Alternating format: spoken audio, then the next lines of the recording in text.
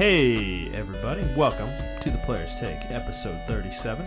I am your host, Justin DeSimone, joined by my co-host, Mr. Bucket's ball boy, Montrell Rice. What? I saw you one YouTube video, Man, and now Mr. Bucket. For those of you who are too young to remember this, or blacked this out the way I did, Mr. Bucket was a 90s board game, quote-unquote, that was meant for kids, where you would scoop up these balls and throw them into this moving bucket that would just like move around, and then it would spit them out of his mouth. And there was a commercial for this that I'm going to play right now.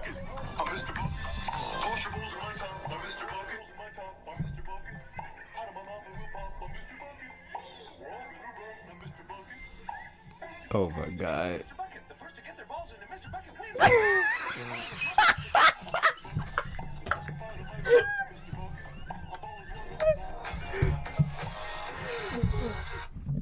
I mean, let's be real. What were we thinking in the 90s? What were we doing? Hey man, the first to get her balls, Mr. Buckets wins.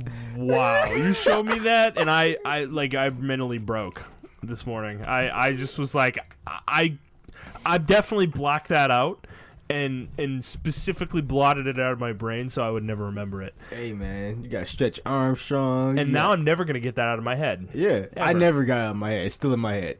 Did you have bad dreams about it? Did you have like nightmares No, about Mr. Bucket? I mean, dude, go look at Mr. Bucket, everybody. Put this into Google. Go look at Mr. Bucket, because he's a fucking terrifying. This is like Furby, like level terrifying. It's not that terrifying. I mean, it's a guy with gangly arms who has his mouth open, ready to accept anything you're willing to put into it. Oh my god. You put it at the top of his head, he spits it out his mouth. I mean, you can spit a lot of things out of your mouth. Anyway. Post a show at 6 a.m. It's my spiel. I promise we're a video game podcast. We do this every week. It's our weekly show where we talk about video games, video game news, and other topics pertaining to video games, and maybe a deranged commercial from the 90s every once in a while. We do post at 6 a.m. Central Time on Fridays on iTunes, Spotify, Stitcher, Google Podcasts, and your favorite podcast app of choice.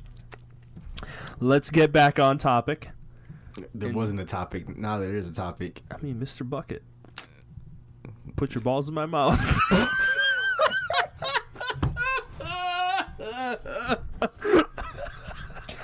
Jesus Christ.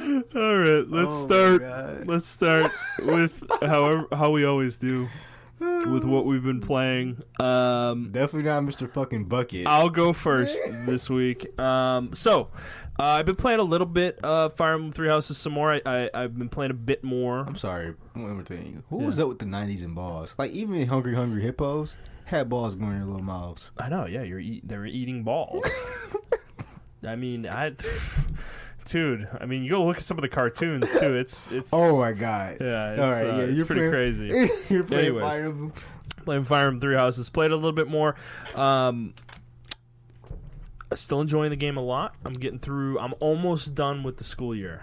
I think I only have like 2 months left. This is your second playthrough as the Golden Deer, right? Yes, and my units are just unstoppable killing machines. It's because I've gotten to the level 20 classes now. Yeah. And dude, I put all the skills on. You know, I went through and skilled them up, put all my new battalions on. Dude, they're unkillable. Destruction monsters. So are you gonna take that into maddening? Yeah, whenever I get there. I think maddening's gonna be pretty easy. Honestly, I don't know. I don't know, man. I don't know. They do make it really hard. Okay. They do make it really hard in the past. But one thing I did notice, I don't know if we ever talked about this in our initial conversation. You know how you get stat bonuses when you go into a new class? Yeah. With the units. I kind of realized that those stat bonuses, I didn't like. It took me forever for this to click. But those bonuses are permanent bonuses to the unit. They're not just for this class. Like they're like minimum stat requirements for that class. So if the unit doesn't have enough, like say this is the most common stat this happens with is defense and resistance. If say you have a mage who has 6 defense and you're going into bishop, they'll get upgraded to 12, and they'll just get those stats for free. Yeah. And it's just like a minimum. They just put it there just so your unit doesn't suck, so you don't get screwed over by RNG. So I don't know how I feel about that. Like from one angle, I think it's probably smart design. From another angle, though, it's like, man, maybe shouldn't I have to adapt to my unit's shortcomings? No. You know, if my mage is gonna get one shot, I mean, I gotta make sure she doesn't get hit. Yeah. But there's a lot of things in this game that can one-shot you. That's very fair, especially later with those in the monsters game. and stuff. Especially later in the game. Yeah. I didn't play Borderlands 3, but I wanted to expand on my thoughts from last week a little bit more. I've been thinking about this game a lot since I finished it. Okay. I was talking with somebody at work today, and they kind of, through that conversation, I realized the reason why I'm not playing this game anymore, or one of the other reasons beyond the story not being very good, is that I kept reiterating and banging the drum that the gameplay's good, the gameplay's good, the gameplay's good. Like, it feels like a good shooter now, you know? Like, but I thought about it, and honestly, from what I understand, at max level, almost every single action skill in the game is completely useless in the final difficulties. Yeah. And they're not really super useful from my experience, even leveling. As much as Zane got a buff, like, they weren't super good, you know? Like, I didn't revolve my gameplay around them. And that's the problem. I think this game, because you remember in Borderlands 2, right? The characters revolved around their action skill for the most part, because all the action skills were pretty good. Yeah. The only exception really was Axton's turret, and then maybe Gaige's pet, the death trap, the robot.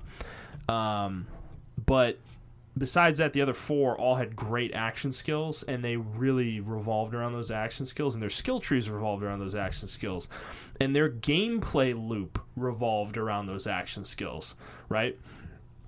That's kind of the difference with this game, is your characters don't really revolve around their action skills. It's kind of revolves around shooting.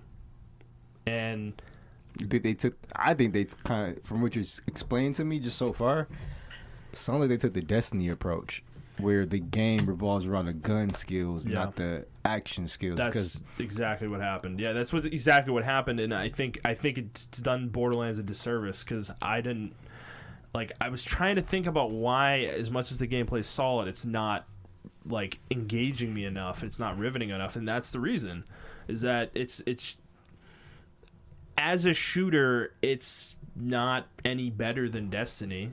You know, it's probably worse than Destiny. So what really differentiated Borderlands was the action skills and your characters playing around those action skills. Because I think about Zero, dude, like the melee builds with him are crazy, the way you have to play him. Like, you have to play, like, weaving in and out of combat and, like, you know, weaving in and out of cover when your action skills on cooldown and making sure you don't get hit and shit like that. And then Maya revolves around crowd control with hers, and then using that period of time to up her damage, you know, while her action skill is active. And then Krieg completely revolves around his action skill, staying in Buzzak's rampage as much as possible, and when you're in it, dealing as much damage as possible. And then same thing with the Gunzerker. When he's Gunzerking, his whole deal is staying in his Gunzerking state permanently, like never letting it go down, you know? And this game doesn't play that way, really, you know? Because from what I've read, Mose's action skill is a net negative for her. Like, you don't even want to use it. That's how bad hers are. Like, being in her mech is, like, not good at all for her, apparently. Flack's pets are largely useless in endgame, from what I've read. They barely can't even survive for more than a few seconds because their health is so low, and they don't do a lot of damage anyways. And then Amara, I heard that hers are probably some of the better action skills, but they still don't do a lot of damage relative to her just melee attacking things. And Zane's, I've already talked about Zane. His aren't really good either. Like, I mean, how long are the cooldowns? It varies by action skill. Some are longer than others. Like, his Digiclone cooldown is not that long. It's probably 20 seconds. But the drone is like 45 or 60 seconds, probably. Yeah, I mean, I can't say, because honestly, when I played Borderlands, it was like I hate to give this comparison, but like an ARPG type shooter, like almost like a Diablo style. The way they revolved around their action skills, as compared to Destiny, where I throw a grenade and I gotta wait a minute 30 seconds before my grenade charges. Or if I do one of my action skills or anything of that nature, for my ult, I have to wait like maybe 2 minutes up to 3 minutes some time for your ult to come back up. And those change the way the game plays in Destiny, but everything's revolved around how good your gun is and how fast you can move around the battlefield, things of that nature. Whereas this game, when I was playing or Borderlands 2 rather, I found myself constantly using Maya's crowd control. Like I was constantly throwing it out because we were in a situation and I threw it out. That can help you get out of a situation if you were cool down with your blitz. It nullifies one enemy, or it allows you to easily shoot that enemy. Exactly, it's one of the two of those. And for a game like Borderlands 2 where the gunplay was not perfect, that was very helpful in that game. And Maya revolves around her action skill. Everything she does revolves around that. And that's it's kind of an unfortunate revelation for me because they're not adding any more characters. So this is it. The ones that are out there are it. They're gonna need to balance. I don't think they want to balance. I think their whole thing was. I get that impression. I think their whole thing is the guns. Like that's what I get from the game. Like their whole thing they're is trying to push the guns. Yeah, they're trying to go the Destiny route, which that game did revolve around guns. Like I can't sit here and say it didn't. Yeah. Borderlands 2 because it has some very unique guns, but I think the characters were just as important as the guns. The character you're playing determined the weapons you use, and I mean that's going to be true in Borderlands 3 too. But I think it's just, dude, there were some crazy builds you could pull off in Borderlands 2, and I've said this many times. I had a lot of criticisms of that game, and one of them being is achieving those builds was really difficult in Borderlands 2. It was you like needed the gear to do the build in order to get the gear to do the build, so it was like you literally would just struggle because your character sucked because you didn't have any good gear. But once you unlock that build, because I did it with Maya, once you unlocked the things necessary to really make the build go in terms of itemization, dude, it's just a magical playing experience. You know, like the game just feels so much more fun. Like there's like a rhythm to your combat encounters that is just so engaging and fun. You know, and Zero was the same way. I found when I really figured Zero out and figured out how to play him, dude, it was just so good. Like it felt great. He just felt like really great to play, and he played really differently from everybody else. Like he wasn't about guns at all, really. Like it was all about melee attacks and how you weaved around the battlefield and stuff. So I don't know. It's kind of sad. Like I do want to go back to this game, but I'm really debating like what I want to do on PS4 with it. I think games like this suffer from the huge gaps in between. Yeah, 7 years was too long. Yeah, because they lose focus with the other game. Why the other game was good. I think they did because this team is completely different from the one that made Borderlands 2. Yeah. Or a lot of the people that made Borderlands 2 aren't with the company anymore, and I think that was a problem for them because honestly, this game should have come out 3 years ago. Yeah, it really feels like a game that is a little dated in its design. It feels like a game that it could have more ambition than it did, considering how long it was in development. You know, it just doesn't feel as good as it should feel. Okay, yeah. You know, so I don't know. You want to talk about what else you've been playing? I have one more game, but we're both playing that, so we'll talk about that together. Well, I played Zelda Breath of the Wild in here because I'm not playing it. My girlfriend's still playing it. She's still obsessed. She's still obsessed with this game. Man, that's great. How far is she now? How many shrines? I didn't ask. I should have asked last night. I know last week this weekend she was at 15 shrines. Okay. But this time, I'm pretty sure she got a lot more shrines. Is she gonna pass me? She probably is, man. She's been playing that game like heavily. Because I think I was at 30 something shrines. Yeah. How many Korok seeds? I don't even know, but she discovered the little Korok. She's like, who are these little guys? Oh, so she just found them. Okay, so that was like earlier this week though. Or that was like earlier she last probably week. Doesn't have that many. Like I have like 170 or 80 or something like that. Okay. And I've done like 4 areas. So okay. Yeah, I don't think she's that far, but I mean she is far. She's been playing the game. I think she's at least 40 hours in. Yeah. I just think it's really cool. Like to see somebody who really doesn't play video games. And what's crazy is a lot of people say this game was designed for people who grew up with the series and like they're not holding your hand. This game's not holding your hand.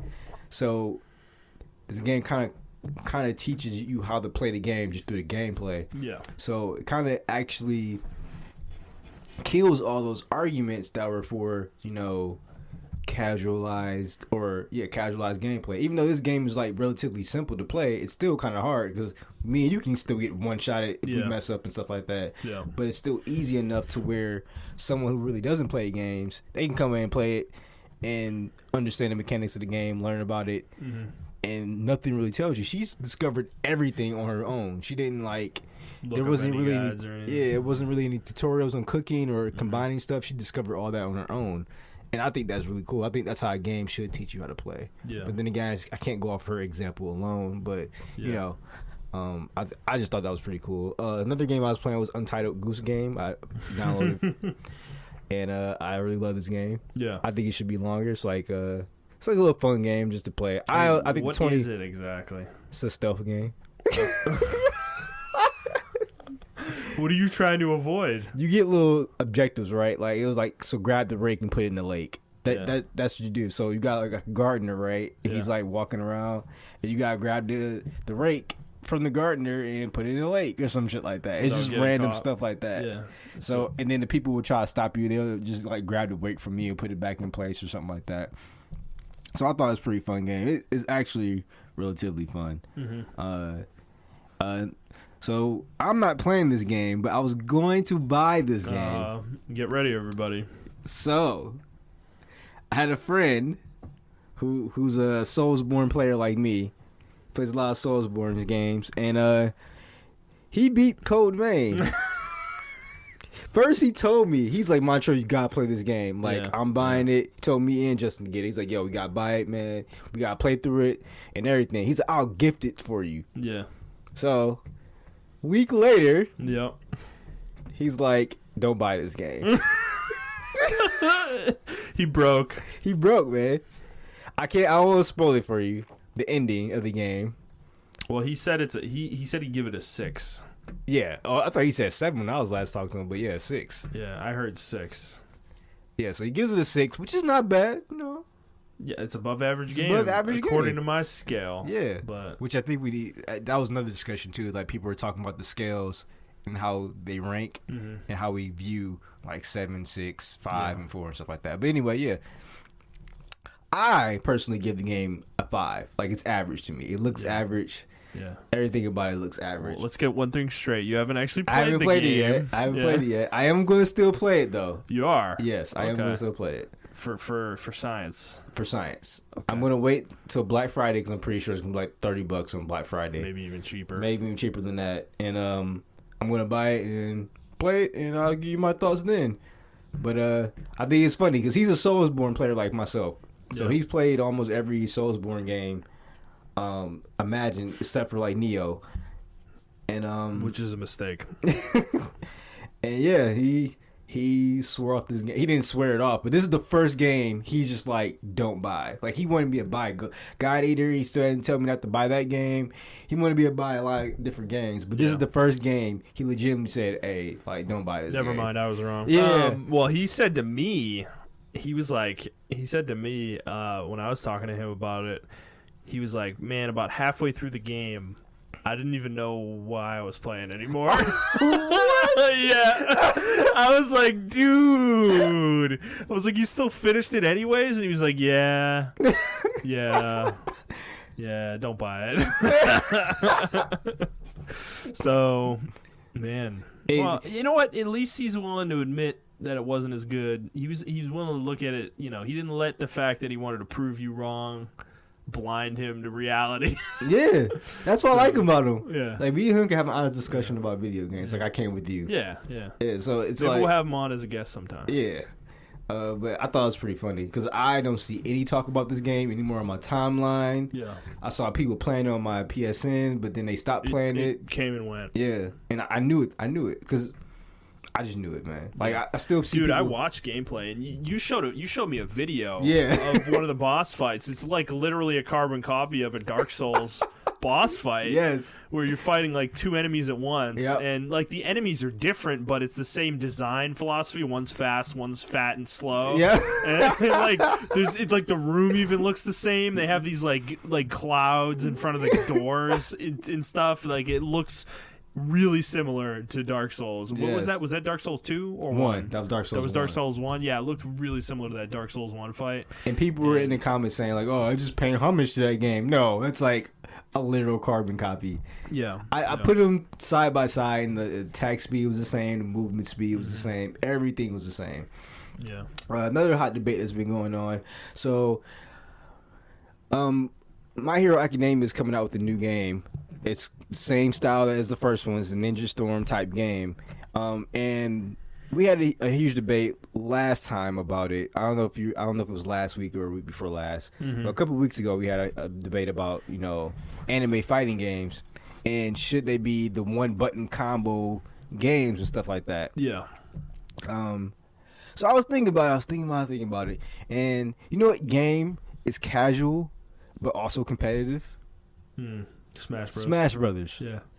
That game is the perfect median between competitive and casual. Mm-hmm. Anyone can pick up that game and have fun, or you can pick it up and want to go to tournaments and stuff like that. Yeah. Why can't anime games be like that? Why is that such a bad thing for anime games to be like that? They don't have to be DBZ. They don't have to be DBZ fighters or Street Fighter technical stuff, but they don't also have to be this, one button press. I'm gonna have 3 other buttons for specific moves type thing. Like, I don't know. It's just not technical at all.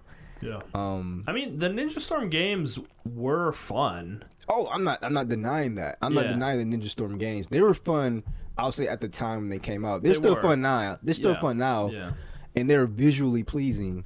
But these games are like dropping out like flies. Well, they're reusing the same engine for different franchises now, and that's a problem. Yeah, because they're not putting effort into improving these games. They're improving the formula, and that's where we're getting into Madden territory.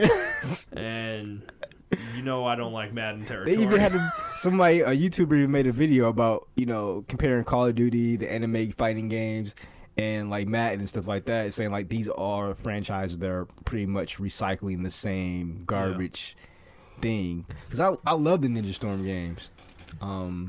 Yeah, but there were like 8 of them. There were like 7 years, and then they those games also dropped in quality. There's a huge, you can tell the difference between Ninja Storm 2 and Ninja Storm 3. Like Ninja Storm 2, the story was all fleshed out. I remember Ninja Storm 2. Yeah, it was a robust game. Yeah, and then Ninja Storm 3 came out and kind of cut a lot of content out and everything of that nature. Where these anime games, the story cutscenes aren't even animated. They're just like, comic strips, and then you go into the game. Like, it's some parts some parts are like cutscenes. Yeah, they animate it, but besides that, they don't put as much love as they did in Naruto Shippuden, Ninja Storm 2. Ninja Storm 2 had like an adventure mode. You would like run around levels and like have to do stuff. Yeah.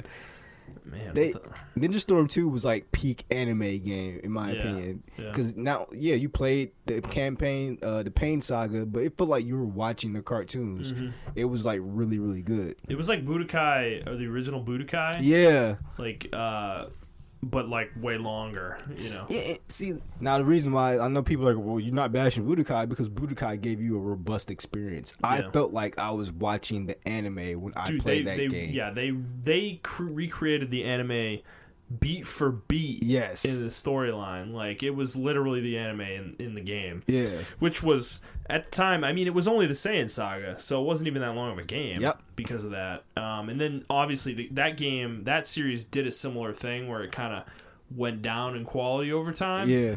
By Budokai 3, it was just still images talking to each other. Oh my god, yeah. But they did replace that though with you being able to fly around and do stuff. So that game was still good, but the story, like they took a back seat with it because they wanted to get all of DBZ into one game. Yeah, and so I understood it there, but I don't know.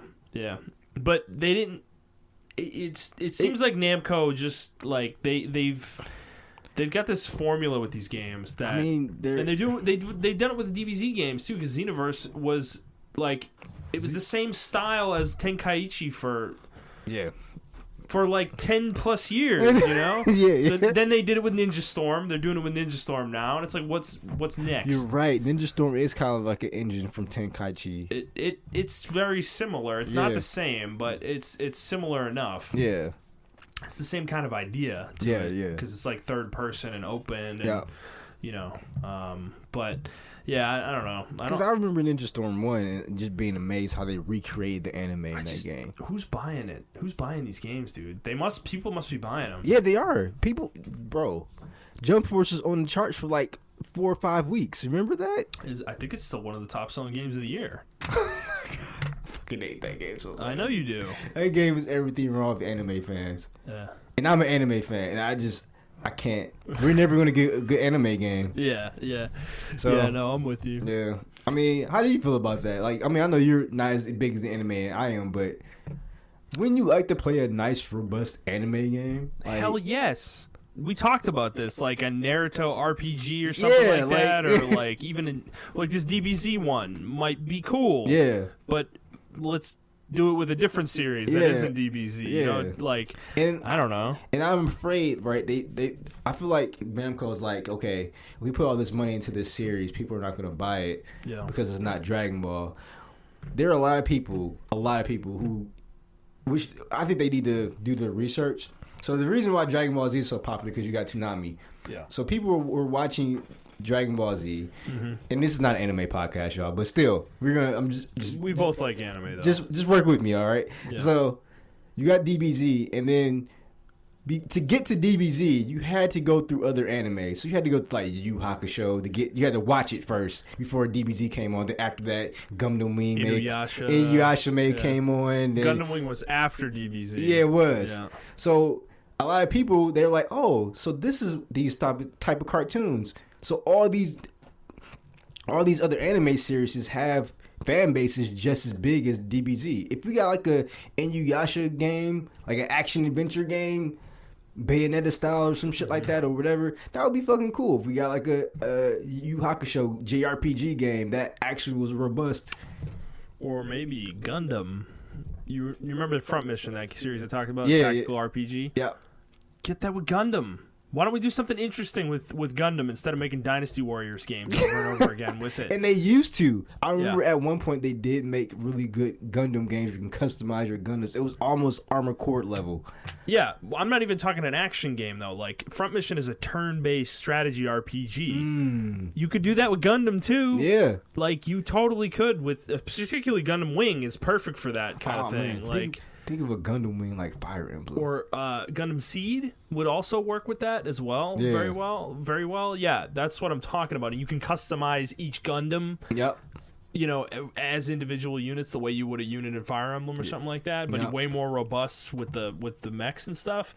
So I think they're just not creative. That's my impression from the outside. As someone who does not consume these games but really likes anime and would love to see good anime video games. They are very similar to EA to me, where they don't really want to expend any effort, but they want to reap the rewards of the IP. Yeah, you know, and that is an unfortunate situation, I think, for everything to be in. Yeah, and because Namco Bandai, honestly, they annoy me to no end because they could be really good. They have good development teams. They do. They have the Tales team that makes good games. They have some of these Ninja Storm games have been good. The Dragon Ball Z games, some of them have been good. Hack was under them.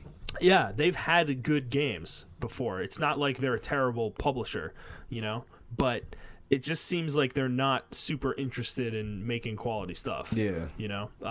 In certain franchises, it's like hit or miss, though. Each team's different. Like Tales, they've taken like 3 years off from Tales and haven't made a Tales game in 3 years, and we're going to get something that looks freaking amazing now. Yeah. You know? They're actually like putting effort into that. But is that coming from up high, or is that individual team deciding to take a break? I think it's the individual team. I think maybe that team has probably got some feedback on the game, and they took that into account, and they were like, because they were annualizing those games for a while, Yeah, and it was showing in the quality of them. Yep. They were not good. Yep. Most of them weren't good.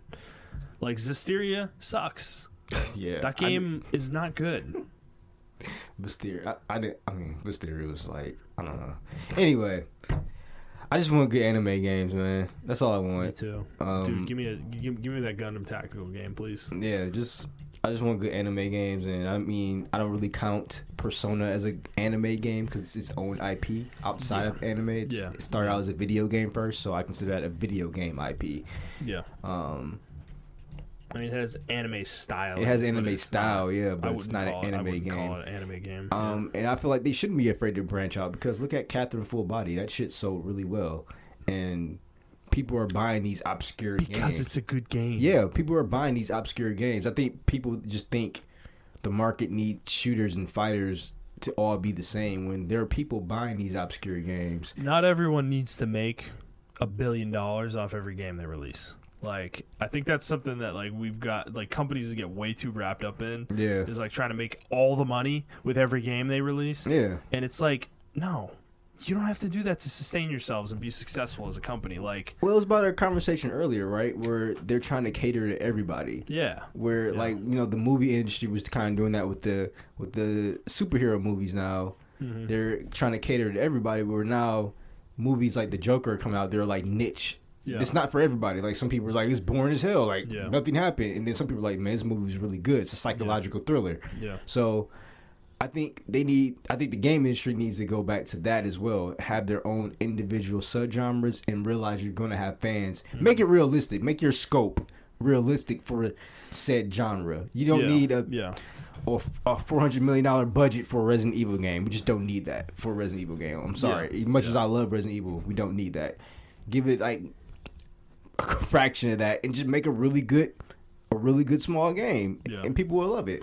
Well, and I think the other thing, Namco and any other company that makes games based on anime IP, that they lose sight of is that I think this is why I want them to experiment, because the people who love those IP will play the game no matter what genre it is. Mm-hmm.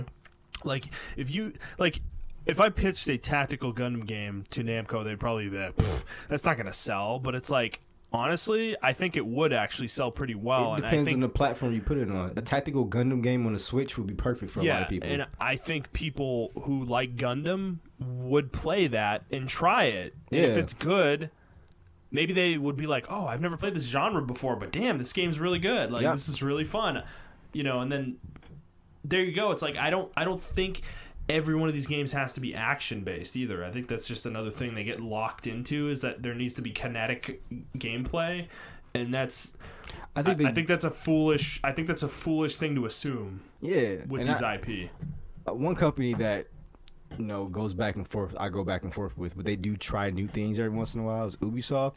Look what they did with the Mario franchise. They turned it into an XCOM game. Yeah, Mario Rabbids Kingdom Battle. Yeah. Exactly. That game sold crazy good. Like, that game was really successful for Nintendo. Yeah. So that's kind of the point, though. You wouldn't think that audience, the Switch audience, would be into an XCOM game. But lo and behold, you put a Mario skin over it, and people are into it, Yeah. So I think that's kind of our point, is you can make these things work. These IP are that popular. Yeah. And I think DBC is the only one that they ever have the balls to try that with.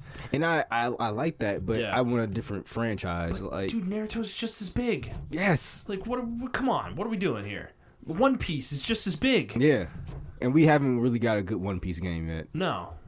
The world's just as robust as all three, though. And I'm not even a One Piece fan. I hate One Piece. But I can acknowledge the game is super big. Yeah. And it has a super huge cult following. And, but Oh, well. All right, let's talk about the one game we are both playing. Yeah. Playing together, in fact. Monster Hunter World Iceborne.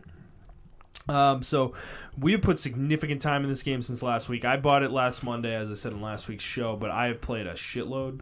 This is basically the only game I've been playing. Yeah. I started out at 100 hours. When the game started, my load screen said 100 hours, and I loaded up Iceborne. Yeah. I'm at 176 hours. I haven't checked, actually. I think I was at 80 when I loaded my character up. I need to check tonight after we're done. Okay. And I'll update you guys next week on what the number is, because, yeah, I'm sure it's probably 120 or 130-ish at this point, I would imagine. Yeah. So you had some thoughts, you had some things that you didn't like last week. What are your feelings now, I guess, after another week of gameplay? All right, so now that I understand the mechanics a lot better, I still feel the same way about the Clutch Claw. I feel like the gameplay, the monsters that they designed or put in the game, even though they're old monsters, they still kind of designed it around the Clutch Claw. One variant being reminding me of that is the Ebony Odogaron. Yeah. How you have to use the Clutch Claw on certain parts just to damage him, because you start getting blue damage, which is really bad. Yeah. If you're damaging him. I was reading up on the Valkana, and his fight revolves around the Clutch Claw. Yeah, he's actually really easy to hit with it. Yeah. He's got really big windows where he doesn't have huge hitboxes on his body a lot of the time, and most of his attacks are really targeted straight line or AoE attacks. And yeah, that fight is definitely, I think, geared toward spamming the Clutch Claw to constantly be on top of the monster. Yep. And I mean, I noticed the Valkana, though, is like very susceptible to damage. So that's kind of the thing they did. Certain monsters, it's weird. Like you were talking about how there was a damage reduction mechanic on all of the Master Rank monsters, like across the board. Yeah. And it's interesting because it's really noticeable with some monsters, and with others it's not as noticeable. Yep. Where like we were fighting Tigrex, and that thing, for the most part, I'm getting like that really dark orange damage right out of the gate without even using the Clutch Claw. On certain parts of him, like the tail and the head are super susceptible to damage.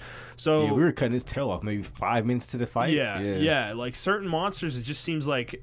But then there's other ones I'm fighting, like, Ebony Odogaron and stuff that have, like, really, really tough hides that you have to use the Clutch Claw in order to do any damage to them at all, anywhere. Yeah. Like, and that's the part that's kind of irritating. And we were talking about this with someone at work that is also playing, that this game, Iceborne, is just not. It just feels like it's not designed for single player. It functions really well. When I was playing with you guys, it functions really well. The fun ratchets up several magnitude, like levels of magnitude.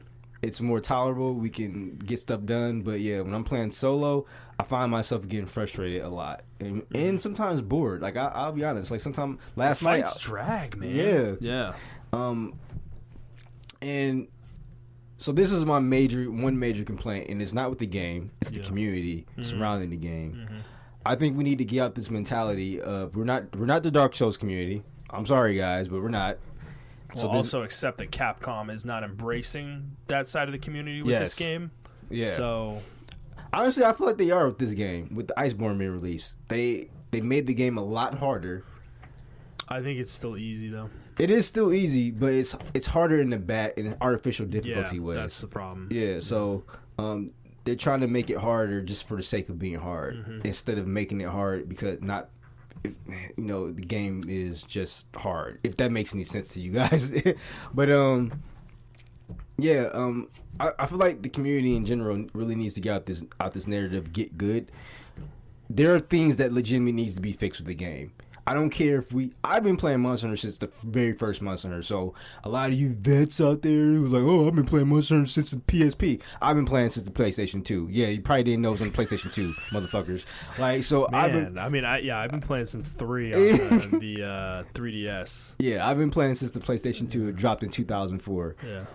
And I saw it on the back of a fucking Game Informer magazine. And I love Iceborne, and I love World, and I love how it's gotten a lot of new people into this game. Mm-hmm. A lot of new people are pointing out flaws that a lot of people have been complaining about. Mm-hmm. One thing is Tigrex's hitboxes. His hitboxes have always been broken since Freedom Unite. I've complained about that monster so much. Yeah. In general, I did it with Generations too, but yeah, he's just. It's like you said it like it's like almost like a meme at this point. It like, is a meme at this point. It's just absurd though. It's just annoying to fight him. But that doesn't mean it shouldn't be fixed. Yeah, I agree. And just because we dealt with it doesn't mean that the game shouldn't evolve and learn how to make proper hitboxes for monsters. Because dude, I'll be behind him hitting his tail, and he'll charge someone else. Like directly away from me, and I will get tossed like I'm the one getting hit, like, and I'll take a huge amount of damage. It's like, what? Where am I supposed to stand to hit this thing? Like, and that's just one example of the game. And I understand games aren't perfect and things of that nature, but I feel like not just a Tigrex complaining rant, but it's a lot of monsters that have like wonky hitboxes, and I feel like they have the platform now and the manpower and the money. Yeah. To whereas maybe they didn't have it before, and the team to make this game a precision based game. Like this, dude, Bombaro is another one. That monster is wonky as all hell. Yes, that thing wigs out. It completely bugs out and like weirdly changes its course when it's doing charges sometimes. Yeah, not in a smooth way where it looks like it's curving. It's like it just all of a sudden just like wigs out and like all of a sudden is now going towards you when you dodged out of the way before. It's like he does weird stuff, and then he'll get stuck in the environment sometimes and like kind of break, and it's just I don't know. That monster is really bad. Like it's not a fun fight either. Like I think it's a poorly designed fight. I just think everything around that monster is weird. And it's weird for Monster Hunter because I am used to polish. With this series, like I am not used to that. Like hitboxes I don't want to say they thing. rushed this game, but they definitely they probably had like another 1.5-year timeline or something like that, or another 6 months, and they probably had to rush it out because Capcom was like, "You need to get this out now," type deal. Which is fair because I mean this is an expansion to the base game. Yeah, and I assume that this is going to be the model going forward for the series. Which I don't necessarily mind, actually. Yeah. I think it's nice because it gives you requisite time to really play the game and enjoy the game. Yep. And you don't have to feel like you have to rush through 3 ranks. Yeah. And high rank actually feels purposeful in the initial release, whereas in like Generations or 4 Ultimate or whatever, it was like a buffer It's just a buffer difficulty that's annoying. Yeah. And you have to waste your time going through. So I don't mind this release schedule as much, but I do feel like there's some small things like that. I do think you mentioned Valkana's hitboxes are a little messed up with the tail at times, and I've seen it on a few other monsters like Barioth as well. Like I told you about the hip check or whatever, it was the same kind of thing. I was on the other side of the monster from the direction he was hip checking, and he did the the Plesioth hip check and freaking tossed me from the other side of his body. Like it's fun. It's funny because it's a meme that we all can relate to, and I understand maybe the team kept some of that stuff in there, but at this point, like when you're making a very precise game as Monster Hunter, the game needs to be fixed, and I don't think it's the team's fault. I think it's our responsibility as players to let them know, like, hey guys, this game's really good, but these are the issues that we are facing with the game. Well, and dude, Odogaron is a great example of how to perfectly design a monster. Yes, that monster is fucking perfect. I think that fight is perfection. Like from a design standpoint, it feels fair. Everything about it, like the monster's really fast. It's a really fast monster, and it's similar to Tigrex, where he never really stops coming at you. But the difference between him and Tigrex is that his hitboxes are really precise, located to where you're standing at a specific moment when he executes an attack. So he's easy to dodge for the most part. If you know his patterns, like he's fairly easy to dodge and not get hit by. But that's the thing; it's all skill based. His whole fight's skill based. If you die to him or you get hit by him, I feel like it's my fault. It's your fault, right? And whereas with Tigrex, I just feel like I'm just throwing myself at this monster, hoping I don't die, and trying to do enough damage to kill him. Like it's just like there is no way to fight that monster. I feel like without getting hit. And I feel like you can't express that to the community, or community.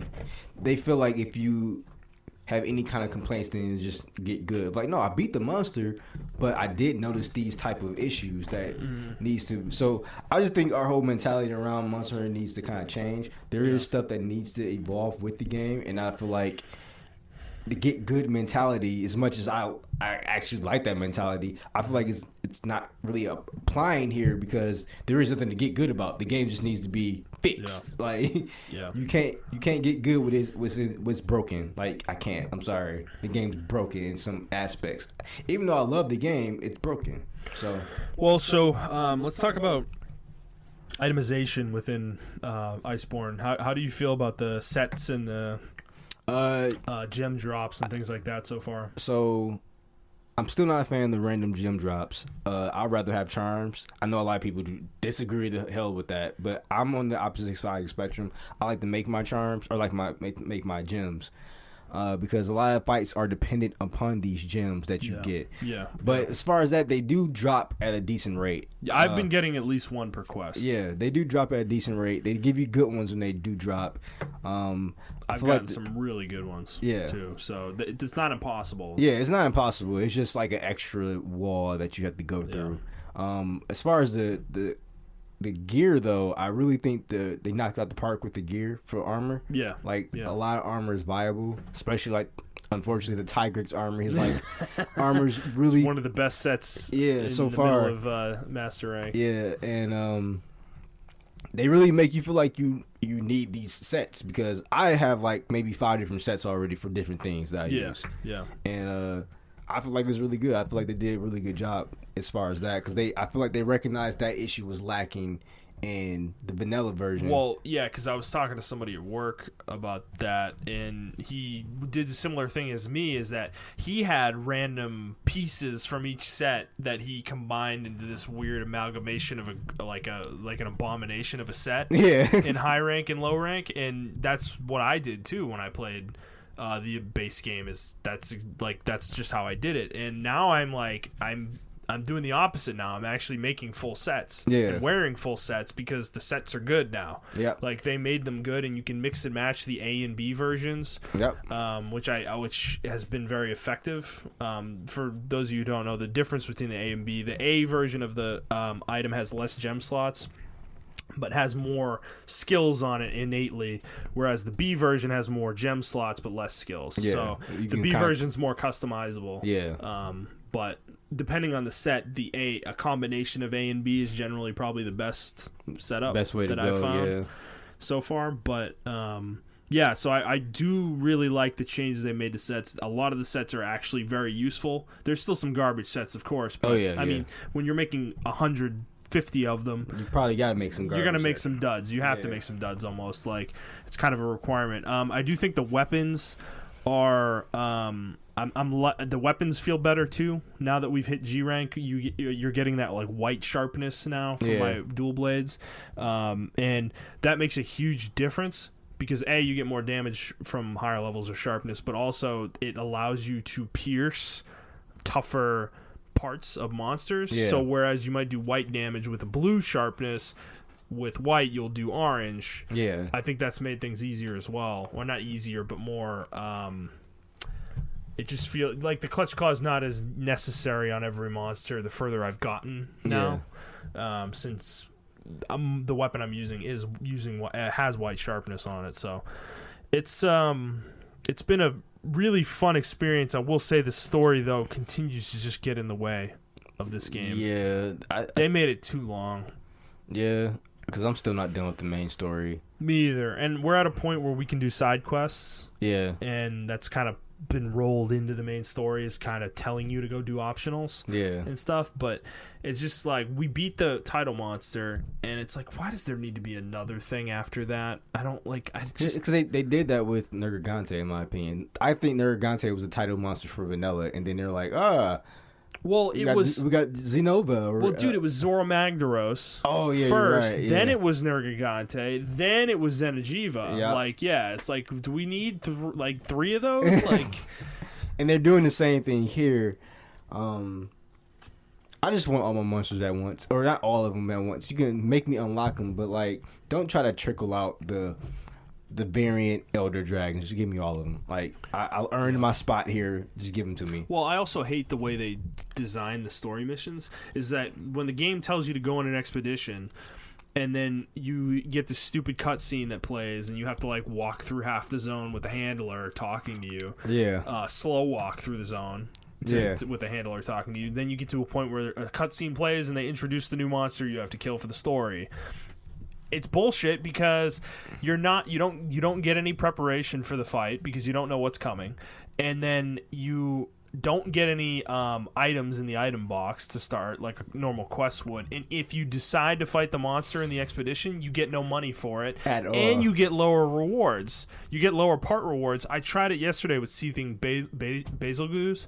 Yeah, it was totally not worth my time to fight him in the expedition. Oh yeah, I did the same thing. I got way worse drops fighting him that way than I would have if I had just done the quest, and I didn't get any money. And yeah, I went through a shitload of my own potions, instead of having the first aid meds or whatever. So I think the design of that, they should have you run away from the monster. Like, oh, we're gonna come back and try tackling them again or some shit like that. Yeah, or just kick you out, or make it a quest that you have to accept. Don't make it an expedition. Yeah, like make it a quest where they don't show you the name of the monster until you've gone into the quest. Yeah. And like actually experience the cutscene at that point. Yeah. So I think the design of that is like it definitely leaves a lot to be desired for me for the story, and I'm glad I'm at the tail end of it now because I'm they just don't do a good job with it. It's not compelling. It's stupid.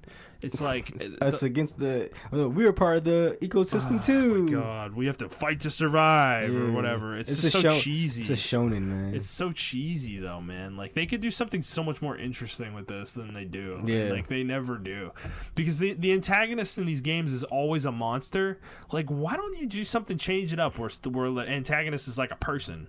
Yeah. And like I know the game is called Monster Hunter, but maybe it would be cool to have like a humanoid fight at some point where you like fight a person, another hunter or something who's trying to like kill, some important species to the ecosystem or something like that.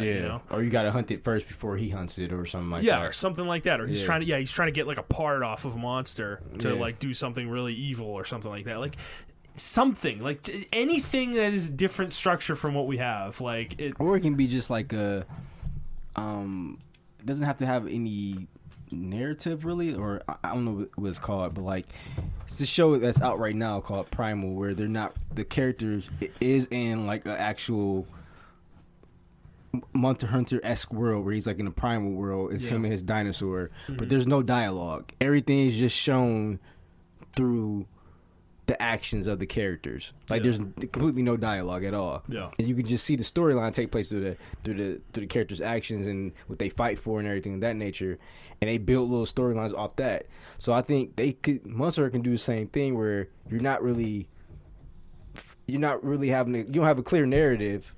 Like, no one's talking, but you know what's going on because you may have a relationship with the Palico, and it's just you and the Palico, and now you guys got to fight to survive against this person out here, or this dinosaur's out here in the wild and stuff like that. Just have a really non-speaking narrative for the game where it can tell a really compelling story about man against nature. You know what I'm saying? Like, I think it can benefit from that. Well, yeah, you could make it a thing where you are the hunter for a village or something, and you're like the only hunter for a village, and you have to kill these monsters in order for people to be able to eat. Yeah, exactly. Or something like that. Yeah. It's like, I don't know. Or you could do a thing. You could do other stuff too, where you have because there's a hunters guild in this world.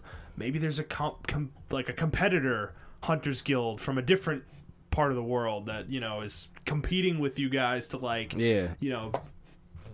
find out what's going on in a new area or something like that. Like that's my point. Anything would be better. I like how you said it was like a nature documentary. They could do like a nature documentary type deal. They could, yeah. That's the point. Anything would be better than what they're doing. Yeah. Like, it's the most boring, annoying, waste of your time narrative. The handler is irritating as hell. And we never complained about the story in the past because there virtually wasn't any story. There was a small narrative in the background of each Monster Hunter game. Yeah. But majority of the time, you get your quest. The quest has its own little story attached to it. Like, the prince needs this egg from this person, so you need to go get this egg. And that was in the little tagline of the quest. Yeah. And that was it. Yeah.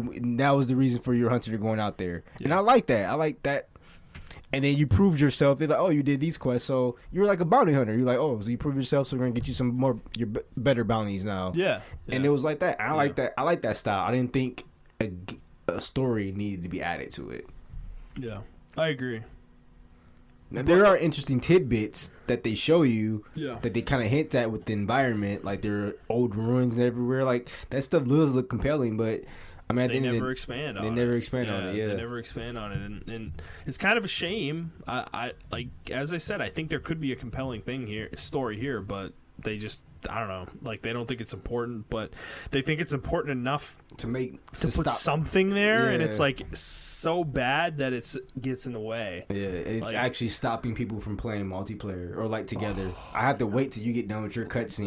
That part of that design part is so dumb. The fact that you have to well, and the other thing is 2 people can't get credit for the story quest at the same time. Yeah, You have to do it for each person in your group. So if we had 4 people that were all trying to level at the same time together, like we'd have to do the same quest 4 times in order to get credit for it. And that's really bad, in my opinion. So the game, it's not, obviously we're criticizing the game a lot, but I think this game is phenomenal. Yeah. Though. Oh yeah. Despite that, I'm still having a ton of fun with it. I want to play it more. I'm really excited to continue to play it, and I really want to get to the end game grind where we're grinding out, gems and getting all of our equipment and all of our charms upgraded and everything, and figuring out what our our optimal sets are and stuff. Like it's very fun. Like the game, I'm amazed what they did in the short time that they had. How many monsters they added, how many movesets they added. Like they added about 30. Yeah, it's wild. Yeah, it's very robust too. It's probably 2/3 to 3/4 as big as the main game. Yeah, which is saying a lot because the main game was pretty big. Yeah, the vanilla game was pretty big. So they really did a lot with this, but. I'm hoping with 2 we see some significant changes. Like you were saying, I hope we get styles, because that is one of my biggest disappointments. Is Dual Blades basically got nothing added to it. Yeah. In terms of combos, like you can use your slingshot at the end of a combo to like evade shot or whatever, but I've barely ever had a need for that. Yeah. It doesn't really do enough damage to matter for the most part. So, and honestly, I don't want to waste my slinger ammo. Like I would rather keep my slinger ammo for like knocking the monster into a wall, you know. So I haven't found much of a use for that. So otherwise, the combos for Dual Blades haven't changed really at all, and that is kind of disappointing. Yeah. But some of the other weapons did get more stuff, though, from what I understand. Yeah, not all of them. Like you said, longsword, though, is like way more. Yeah, longsword got a huge buff, but a lot of other weapons barely got anything. I really think they buffed the hell out of the longsword. Mm-hmm. So. Well, all right. Let's move on to the news. First story. This happened last week, kind of right after we recorded, actually.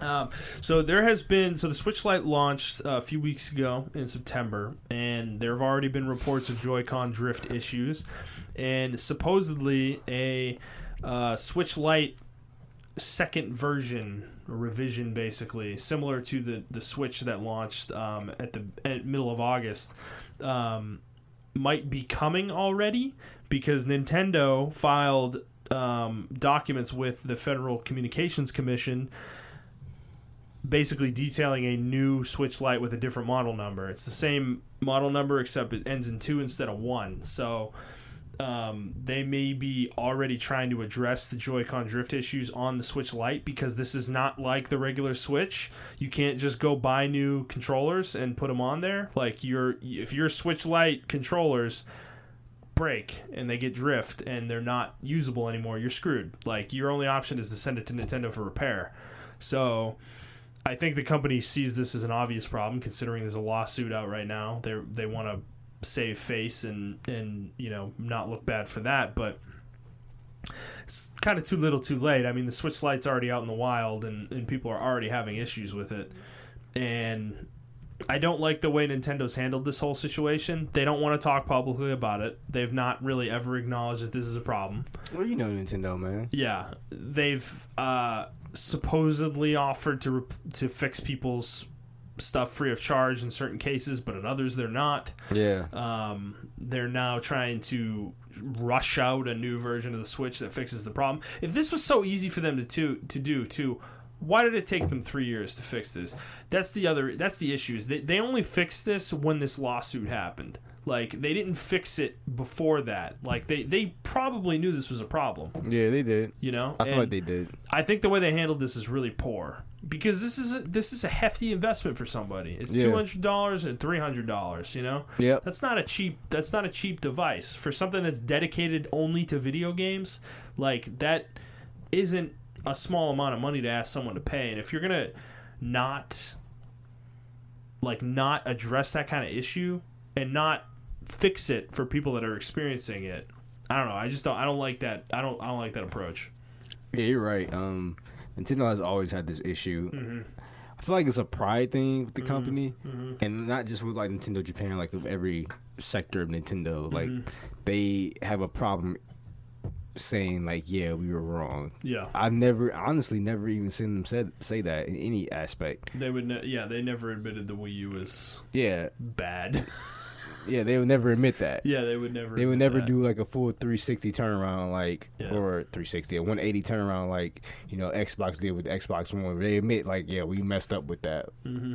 So, through various actions or whatever, how PlayStation turned around the PS3 with various actions, I feel like Nintendo would just let it ride, and they did with Wii U. They did it so much where the Switch had to come out.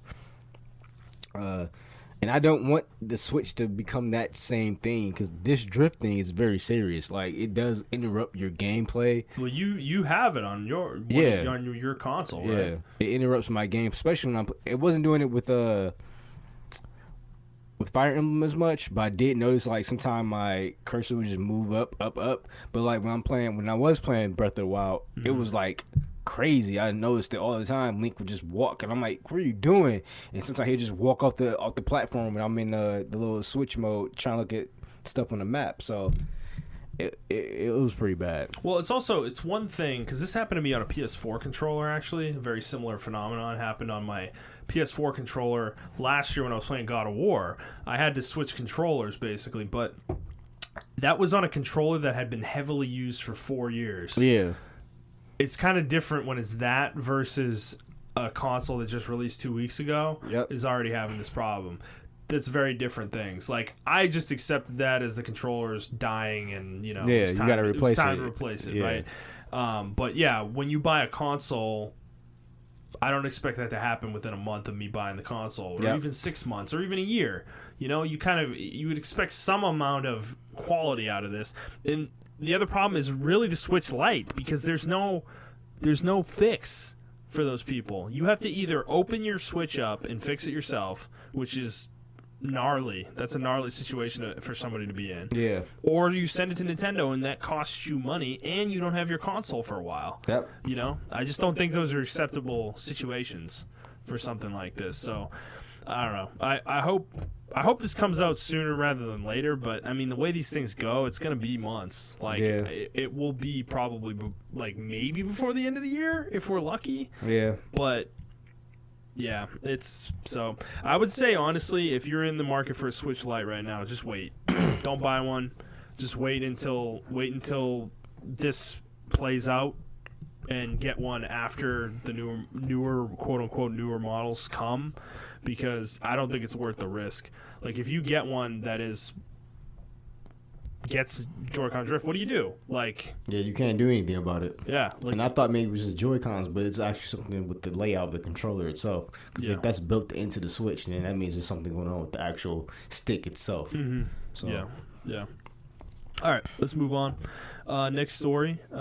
This also happened last week. Sony has officially released crossplay as a functionality that developers can put into their games. All developers can now put into their games at their own behest. So, obviously, we know the story that happened in E3 with Nintendo and them allowing crossplay with Fortnite, and then that created this whole conversation with Sony that they weren't allowing crossplay, and we've had this really slow kind of build with that they've been allowing a few games to try crossplay, like Fortnite and Rocket League and stuff like that, but it was in beta, so I think they were using those games to test it out and see if it worked. And it's out now. They didn't make it really an official announcement about it, but it is official. Yeah, I think this really puts pressure on the developers now and the publishers rather than the companies, because now the companies like there's no barriers. There's no barriers, and it's going to be up to developers now, except for like the first party studios.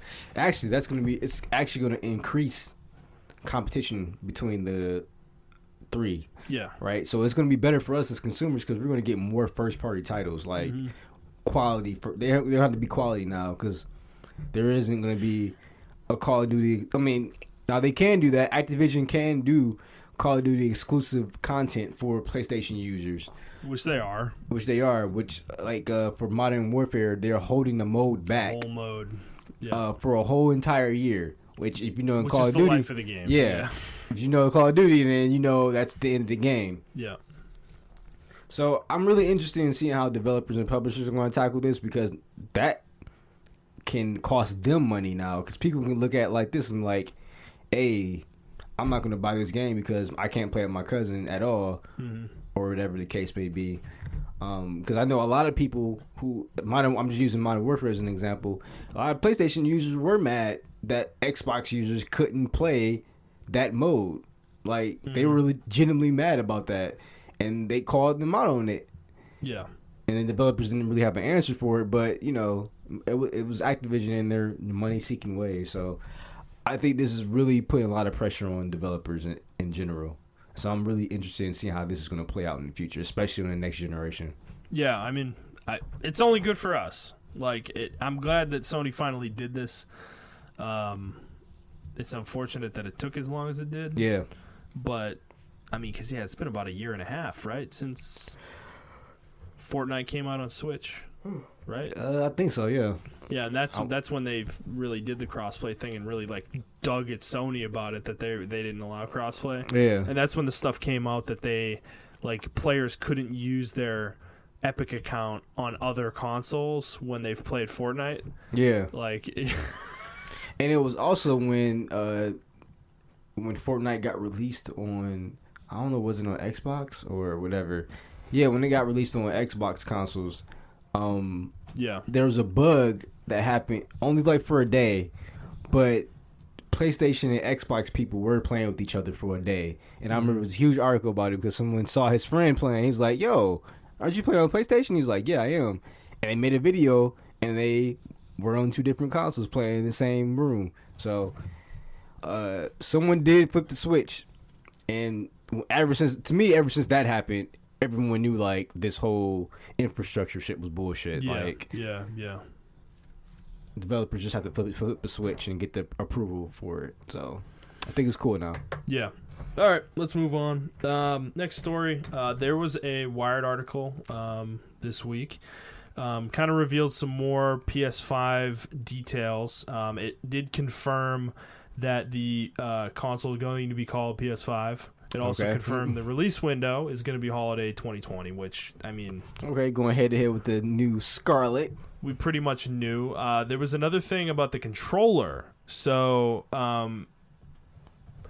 more than likely probably going to be called the DualShock 5 if the console's called PS5, but they say it doesn't have a name yet. But they did say that, so, quote, one of the features is adaptive triggers that can offer varying levels of resistance to make shooting a bow and arrow feel like the real thing. The tension increasing as you pull the arrow back, or make a machine gun feel far different from a shotgun.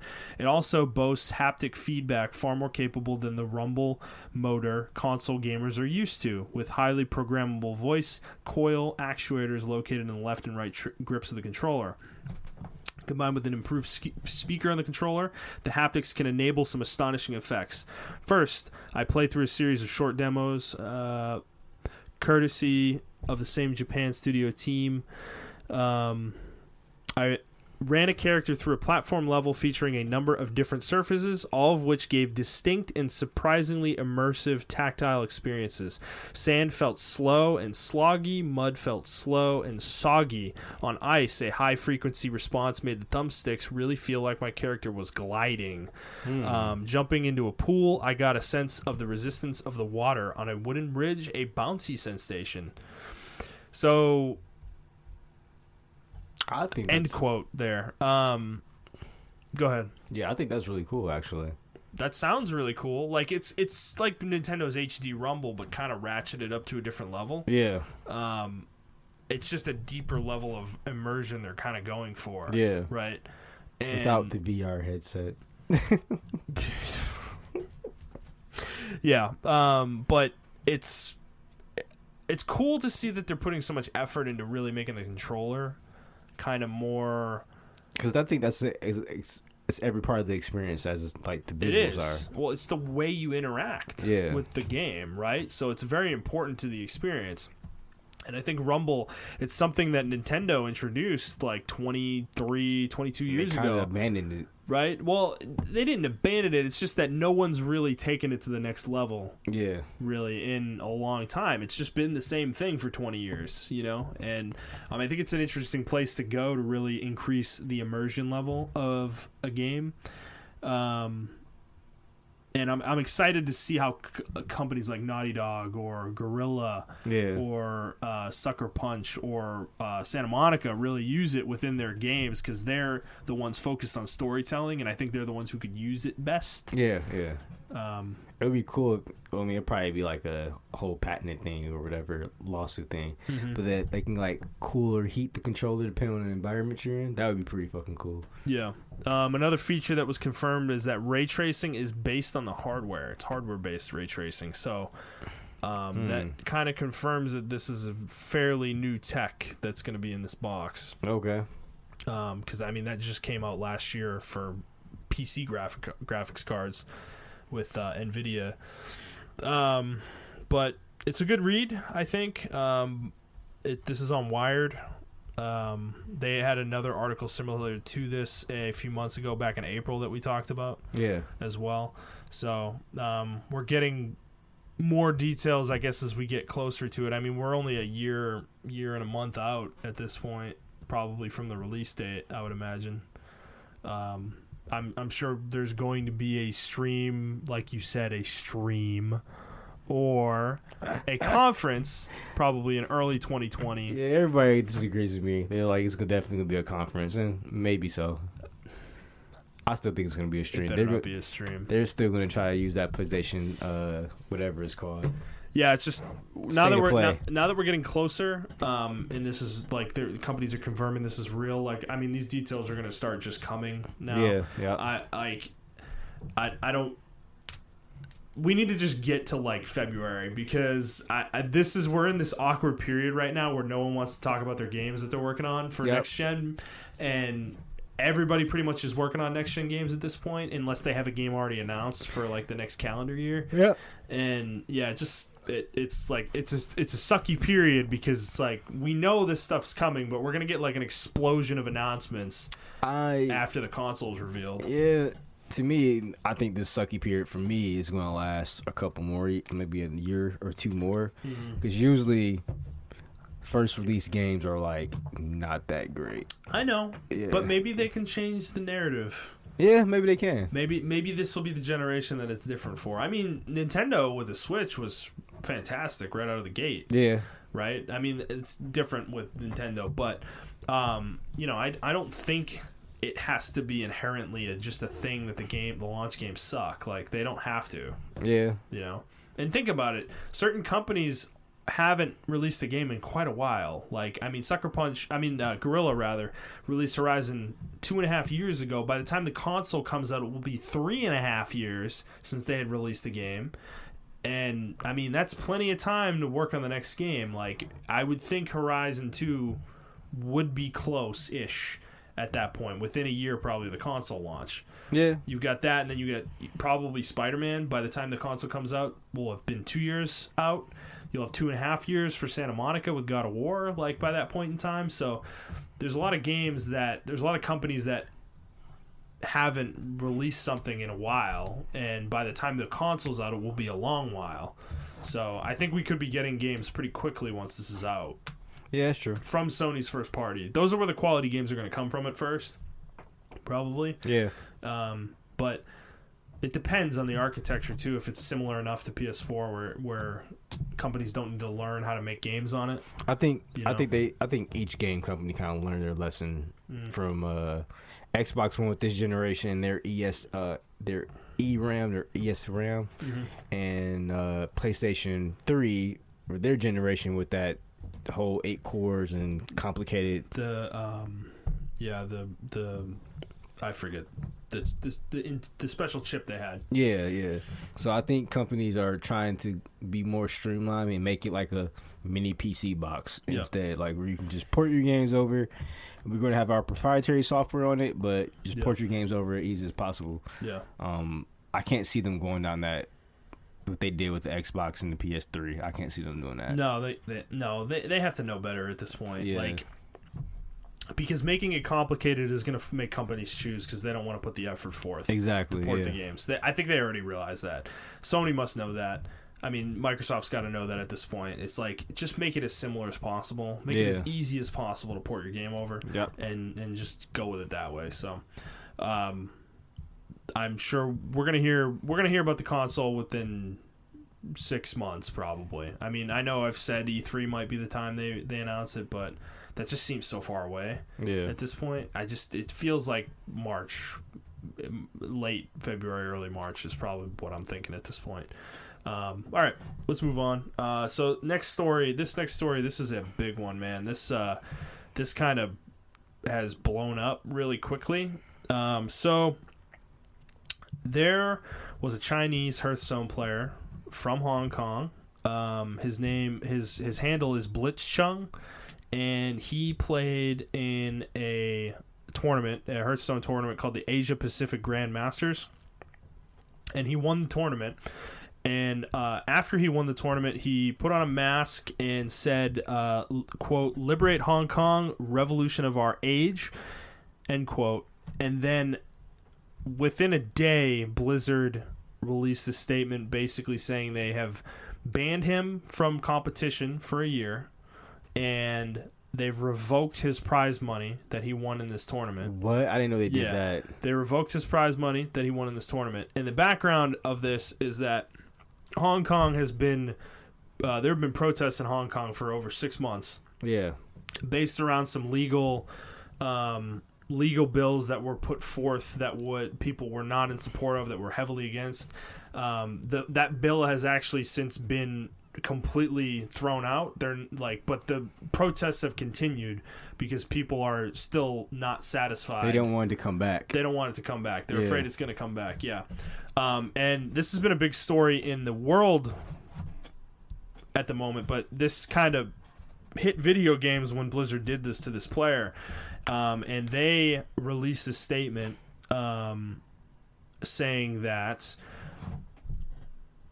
he violated a competition rule that states, quote, "Engaging in any act in Blizzard's sole discretion brings you into public disrepute, offends a portion or group of the public, or otherwise damages Blizzard's image, will result in removal from Grandmasters and reduction of the player's prize total to $0, in addition to other remedies which may be provided for under the handbook and Blizzard's website terms," end quote.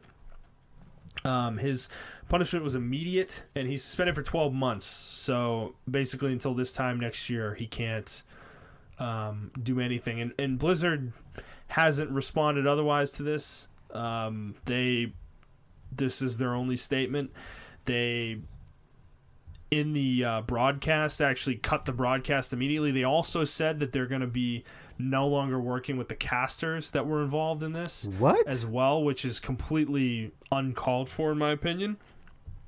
But basically, the reason they're doing this is that they don't want to be on the bad side of the Chinese government, who obviously are not in support of what's happening in Hong Kong, and people who support Hong Kong are against the Chinese government. So there's been a number of companies that have actually taken stands in support of the protests in Hong Kong, and China has hit them with sanctions or cut them out entirely because they're not a free market over there in China, so they can do whatever they want with this. So Blizzard obviously is afraid of this because they're very, very big in China. Like, it's one of their bigger markets for their games. So I think they're reacting from a monetary perspective,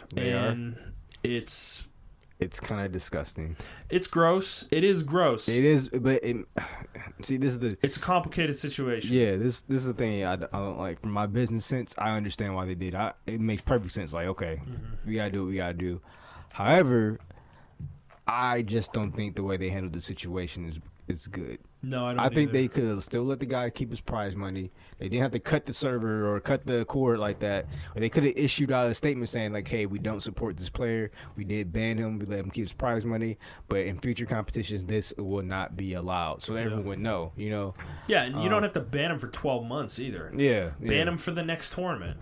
You know, just one. And be like, hey, if you want to play in our tournaments, you can't do this. Yeah. And, I mean, even that, though, is like... This is an inherently political position they've taken, basically, is that they're essentially siding with the Chinese government. Yeah, which... Even though they're trying to be neutral, I feel like the government put them in that position, but that's kind of the bet you made when you lied in with China. When you decided to go into the Chinese market, is that you have to kowtow to what they want. Yeah. And I think that's kind of the inherent problem with chasing money like this, is you're putting yourself in positions like this, and people are extremely upset about this, like to the point where people are going to be boycotting Blizzard period going forward, and I don't really necessarily blame people. Like, I don't think it's going to hurt their pockets, but I think this is a terrible look for Blizzard because they're already coming off a bad PR run. I mean, they gained a little traction. The last calendar year has been really bad. Yeah, it's been really bad for them.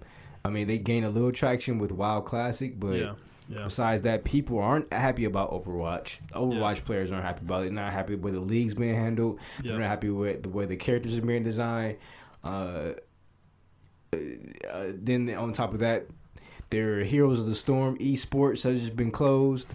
Yeah. They closed that out. Now the Hearthstone incident, and then before that, you had, which was probably the biggest one, was the Diablo thing. Yeah. So it's just hit after hit after hit for this company, and honestly, I don't know how they're going to recover after this. And even closing their subreddit down.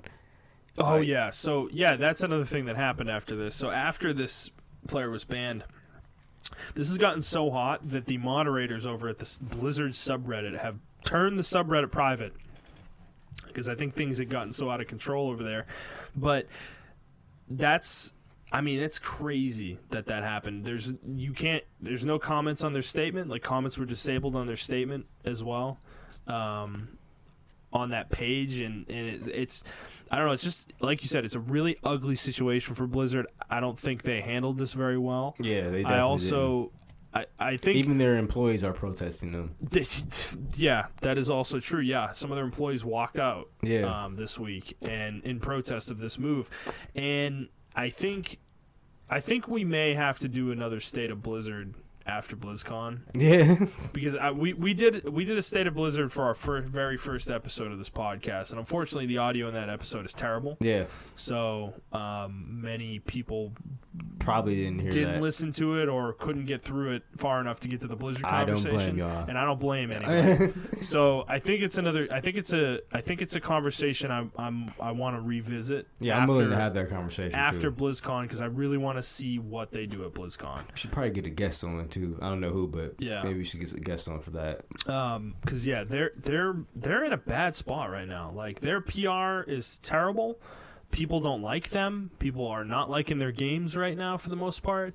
WoW Classic is like the one exception, which is hilarious. We've heard nothing about Diablo Immortal ever since BlizzCon last year. They literally haven't talked about it. They don't want to talk about it. They don't want to talk about it. for good reason. But Well, we haven't heard about Diablo 4. We also haven't heard about Warcraft 3 Reforged. That doesn't have a date, and that was supposed to be coming out this year, which I don't think it is now at this point. Well, what's interesting is, I don't know if this is like racially charged or not, but Diablo Immortal, a lot of people were saying, was designed for the Chinese market because they play a lot of mobile games over there. Yeah. And the company that was actually making it made a Diablo ripoff, and that was a Chinese game company. Mm-hmm. So they do have a lot of stakes in China right now as far as like games coming out, and Diablo Immortal is one of those games I feel like is coming out or potentially not coming out. Yeah. And this is why they did all they did. So I understand from a business move why they did what they did, but it's like, I guess this raises the question: when does your ethics come in for money? Like, where should a business stop? Like, let's just say, and I'm being really, really, really extra, but let's just say, right, the company Adidas had workers or had a star or something like that in a country that was supporting and exploiting slavery. Like, we all knew it, and people were staying out, and Adidas was still selling shoes there and things of that nature, and like, you know, the people who were running the slave trade were wearing Adidas and everything like that. Like, where does Adidas cut the line? They're making a lot of money out this country, but where do they cut the line? Is that, should they still support that country because they're making a lot of money, or should they be like, okay, Elias, like, we understand you're making money, but yeah, this is not right. Like, this is a human thing now. When do companies need to be human? I understand that they need to be run like a machine, but behind the machine, there are humans. I mean, it's unfortunately in when you're capitalist, making money is the goal. You know, and there doesn't seem to be a limit to how far a company is willing to go in order to make that money. Yeah. Things have happened, you know, in the last 20 years where companies have been held accountable and brought to task for certain things, like, you know, hurting the environment and not treating their workers properly, and they've fixed those things on an individual level, and many companies have endeavored to fix those things before they become problems. Yeah. But I don't necessarily think they're doing it out of the goodness of their heart. It's more so an image thing. I think it's more of an image thing so they don't hurt their brand, right? Like, I mean, that's cynical of me to say, but I actually 100% agree with you. Yeah. I think it's actually a realistic way of thinking about things. And if you're not thinking about that, if you really think this company cares about your personal well-being, then I don't know what to tell you. You gotta wake up and smell the roses, because I don't think there are very far and few companies that actually care about their people. Like, I feel like even boasting like, oh, we do this for our employees, you do this for our employees, you're actually like boasting that, you know, hey guys, come to my company or buy from my company because I support my employees. Well, maybe your intent is to be like that, but for me, it's like you're just boasting that because you're trying to get a good rep so you can get more. So it's like, in a capitalist society, you can never know who's the snake and you can never know who's the actual sheep and who's the sheep and or the wolf in the sheep's clothing. You know what I'm saying? Yeah, 100%. And I think even that extends to their customers, though, caring about their customers too. Like, I think a lot of companies look at their customers and they just see numbers. Yeah. They don't actually like look at the people and run through the logic of why people buy their products necessarily, or the morality of people buying their products. Yeah. And I don't know, I think it's something that it's a discussion that needs to be had on every level, especially in video games. I mean, we're talking about, this is a video games podcast, so within the video games world, we're seeing it. Like, not just with the China thing, it's nothing as big as China, and companies overworking their employees, with, you know, not paying them overtime when they do work overtime, things like that. Yeah. I mean, these are the kind of things that I think we need to hold these companies accountable for. Yeah. Right? Is like, I don't agree with what Blizzard did here. Honestly, I understand from a business standpoint that, like, they're afraid that they're going to get sanctioned by the Chinese government if they don't come out But they have other means of income. But yeah, like you said earlier, they're the ones who chose to do business in China. Yeah. Knowing full well what that entails. Something like this, situation like this happening. And I don't think they get a free pass because of that. Like they're the bad guy here, in my opinion. Like they've done a bad thing. Like banning this guy, I feel terrible for this dude. Like he's in a country with civil unrest right now that has a government that doesn't support its people. Yeah. Takes advantage of its people, frankly. And now he can't even play a game that supports him financially. Yeah. For a full year. Like, it's just, I don't know. It's gross. It's a gross situation. It is. And Blizzard put themselves here. They're reaping what they've sown, you know? Yeah. See, but then the libertarian side is like, okay, that's business. But it's just, I don't know, man. That's too cold and it is too cold and calculated. It's too cold and that's why for me. I don't feel like, even if you are a libertarian or whatever, like, you gotta look at this like a human issue. Like, this is a human issue. Yeah, and you have to stand up. Like, I understand companies don't want to get their things in the mix, and I remember stuff was happening with Nike and another person, and people were burning Nike shoes and stuff like that. And it was just, Jesus. Yeah, it was crazy. And I'm just like, people have to look at this as a human issue.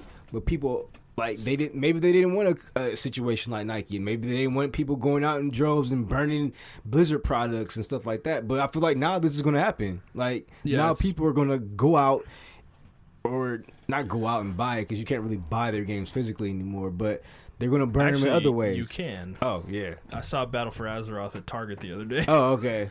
A box, so. Yeah, so, I mean, we burn them in other ways, you know. And this just looks really, really bad for Blizzard. Well, I think the thing is, I think a lot of people are already doing this, is boycotting them in general. I don't think on an individual level, like, I don't think any boycotting is really going to have an effect on Blizzard, but you have to make an individual choice if you want to support this company. And I'm not personally going to stop playing their games for various reasons. A, because I'm interested in them, and B, because I do want to cover them for this podcast. But it's... I think everyone has to make that individual choice now. You know, if you're playing their games heavily, or you're not playing their games heavily, you kind of have to decide, do you want to continue to play their games and support them financially? Yeah. Given the way they are as a company, I feel gross paying Blizzard for anything. Like, at this point, we actually had a joke about how before this story came out, we felt gross about paying Blizzard because it's going to Activision, and then Activision doing other stuff. So, I mean, it just speaks to you as a consumer what we need to do. The thing is, even the threat of boycotting, I feel like it's really. I was just thinking about it just now. A lot of game companies are public, so the threat of boycotting probably can scare off investors to the point where they're like, we gotta start changing the way we do things. If the outrage got high enough to the point where it became really public, like, if that's when it could really have an effect. Yeah, if this continues, like, it gets on like CNN or some shit, like, even just like a 5-minute segment, like, oh yeah, in other news, Blizzard banned a player from their game.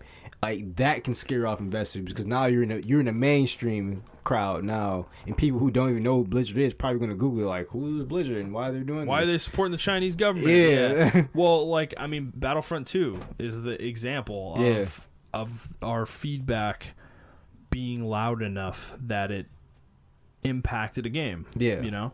It got Disney involved. Yeah. It literally was so loud that it got Disney involved. Yeah. You know? And I think that's something that...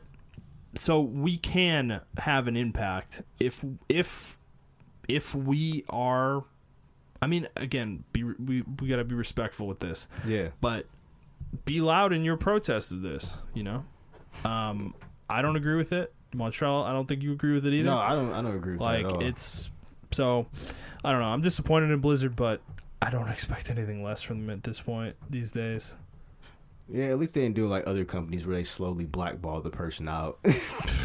Yeah, they're just we were talking about the NFL and Colin Kaepernick, and I was like, it's a little different than the NFL because the NFL, it was just an unwritten rule that you don't sign Colin Kaepernick. Yeah. This was like an overt, like, no, this guy's out. Yeah. You know, like, so I think this was a mistake on Blizzard's part. I don't even think they should have banned the guy, frankly. I think they should have just came on and denounced him, basically. Yeah. I think that's all they needed to do. Yeah. I mean, I think the government... Then again, I don't know the Chinese government. I was just going to say, maybe the Chinese government demanded more. Possible. That's possible. Yeah, maybe it was over their heads, government, like, you know, legislation wise, and they had to do what they had to do. But as a company, you're private still, so, or kind of private in the sense of what you can do as a corporation. I was the CEO. I'm like, all right, well, we're just pulling it. We're just gonna pull it from China, and then your customers will be mad at you. Yeah. Not only the people in Hong Kong, but the people in your land playing WoW, you know, these games, they're going to be without my product anymore. So, yeah. See how that works out for you, buddy. Yeah. You know? Yeah. All right, let's move on. We have one delay to talk about. This is kind of a big one, actually. So, Doom Eternal has been delayed until March 20th, 2020. This was revealed by id today. I guess that's disappointing for people. I would assume it's always disappointing when a game gets delayed, but I'm sure this is the right decision. The problem is that now, I mean, March just gets more crowded. Yeah, we don't really play Doom Eternal, but like you were saying, from people who do play Doom Eternal and then play the games that we play as well, this is going to be a huge crutch for them because there are like several different games coming out from January on to April. Because dude, November 22nd is like basically the last day of the year that you can release a game. No, Google, I don't want to search for that. Yeah, I don't. Oh my god, how did even Google even hear that? I don't know. I didn't even say Google. Yeah. Anyways, I should stop saying it. Yeah. Yeah, I mean, because November 22nd is basically the last day of the year that you can really release a game. Yeah. Where it's going to sell well. So that would have been a perfect time for this game to release for people because you have basically a month and a half to 2 months to get through it before the next set of games come out next year. And now it's just in the middle of a cluster, dude. It's sandwiched between Cyberpunk and Final Fantasy VII. I understand that maybe there's not a huge amount of crossover between Doom and Final Fantasy VII, but, I mean, nobody knows that. Like... I am interested in a very large variety of games, you know? Yeah. So I can definitely see crossover there. And if you don't think there's crossover there's definitely crossover between Doom Eternal and Cyberpunk, you know? Yeah. I would say. So I think it's going to hurt Doom too. I think it's going to hurt its sales. I was just about to say that. I don't think this is a really good placement for them. Yeah. Dude, I was saying before Are they really trying to compete with, cuz when does Cyberpunk come out again? It's April. April, okay. I think it's April 7th. Yeah, I know it's some game that's coming out around that time. And I'm like, that's like a direct competition to that game. So it's far enough away, but dude, there's so many games in this window that some games are just inherently some games are gonna end up having bad sales. Yeah, exactly. Because there's too many games. Yep. You know, they're not gonna all be able to sell. And I was saying this before the podcast, like, dude, what is wrong with just like use the summer, guys. Like, we don't need March to be another November or October. I think it's because it's the end of the fiscal year. Maybe, I guess, but that's bad reasoning. I legitimately think that's what it is. It's just bad reasoning to do that. That's why games pile up around that time. In my opinion. It's the end of the fiscal year, and they need to get, numbers even churning. If it hurts your sales overall. Like, it doesn't make sense to me. We just had this conversation about businesses, bro. Dude, just push this into July or something. They don't think about that. July would be a perfect time for Doom Eternal to come out. They don't think about that, man. Ugh. A lot of games come out in August as well, because I think that's like the first quarter of the fiscal year. I mean, it depends on the company. Every company's got its own setup. So, but it's disappointing for people, but I'm sure it will end up being a better game as a result. It's just interesting that they couldn't hit this. I'm kind of surprised. I'm wondering what kind of... Probably the multiplayer. Knocked them out. You think so? Yeah. Ugh, that would be bad if that's the case, because I don't think people would be happy about that. I honestly think that's what it is. I mean, I think it's the multiplayer. Yeah. Because this Doom game, didn't last Doom have multiplayer? No. It did. Okay. Yeah. And it was just regular deathmatch. Yeah, it wasn't very good, though. Yeah. People didn't like it.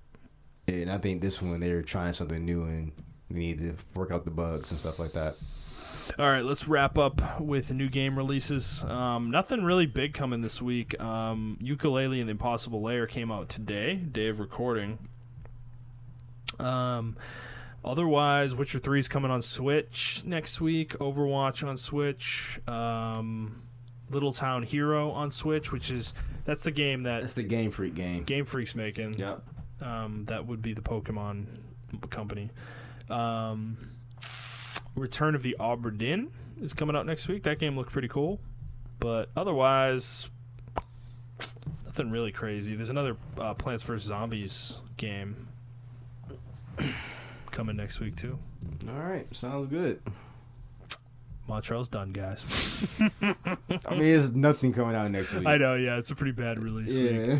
Okay, that's going to be it for us, I think, this week. So, if you know what? No More Heroes. That's a good game. Cool.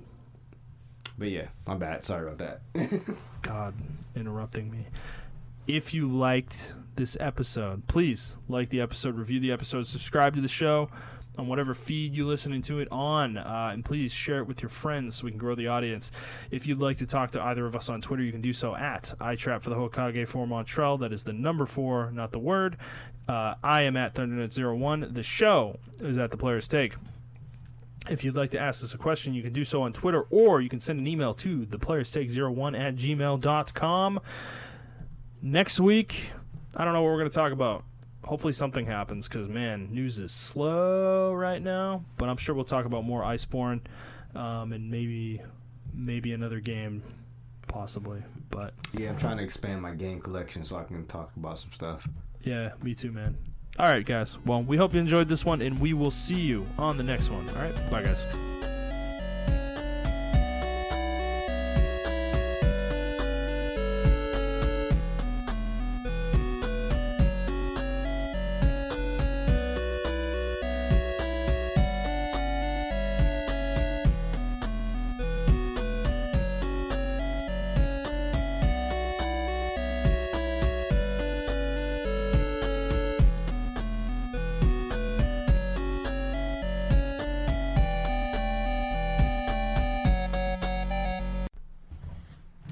Golly gosh darn, Montrell, we done a lot of these damn podcasts. Testing. A lot of these damn podcasts. Oh my God.